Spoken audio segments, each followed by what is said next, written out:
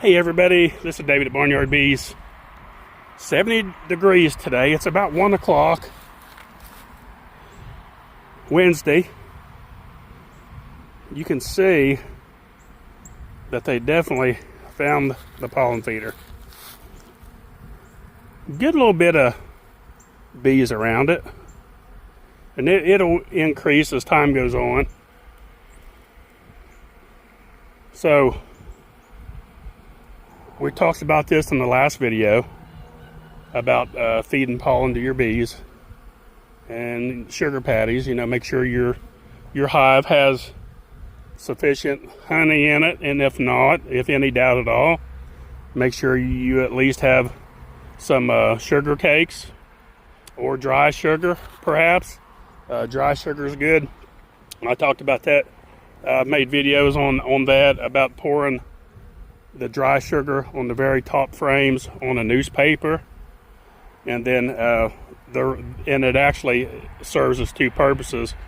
It will also absorb any moisture, because your hive's going to accumulate moisture, and you want to add adequate ventilation, of course, on the very top, but that also acts as a sponge.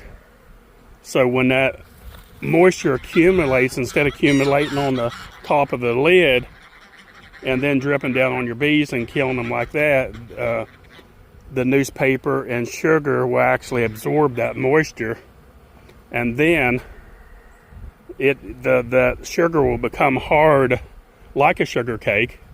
So that works very well too. You know, it's good to have that put on pretty early if possible in the fall, because that way it gives it time to harden up and get a little bit of moisture on it. Because in a dry form, it's hard for the bees to eat like that. But when it crystallizes and gets hardened up, it's easy for them to consume it. But anyway, kind of back to the pollen here.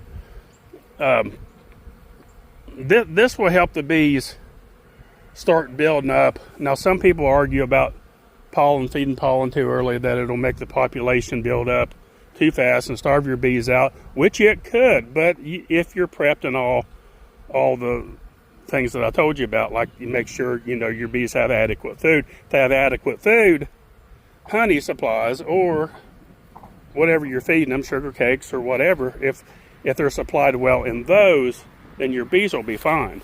Even if they start, and they're not going to increase much. If you break down a colony now, go in, the queen never does stop. It's not, a lot of people think that the queen completely stops laying in the winter, but it's just simply not true. She slows way down. She throttles way down. But if you get in there now and open it up, which you wouldn't, you would see a pattern in there where your queen is actually laying. So she's going to regenerate some inside the colony. If you wonder what the big mouth noise is, it's my geese. They're loud. The ponds overflowed from all the rain we've got, and they're out there squawking because I'm in their territory. And geese aren't nice. But anyway, back to the pollen. If you need any of this, get you some, barnyardbees.com. We have it there. Or if you get your own somewhere, like I said before, I like the external feeding. You can put pollen patties in on top of your frames, just like you would the sugar, or on the same frame. You can do that as well. I like this better for a couple reasons. One is this goes from here directly into the cell, and it's not harboring a place where hive beetles can get under and hive, like with the pollen patties. And it also gives the bees something to do. When you get a day of 70 degrees, they want to come out, and they're going to come out. And it gives them something to forage for a little bit. So maybe they're like cabin fever. I don't know, but it definitely keeps them busy. This is the first time I filmed this year, because I figured they'd be down here today because it was so hot out, and they are. They're tearing it up. That's about it, folks.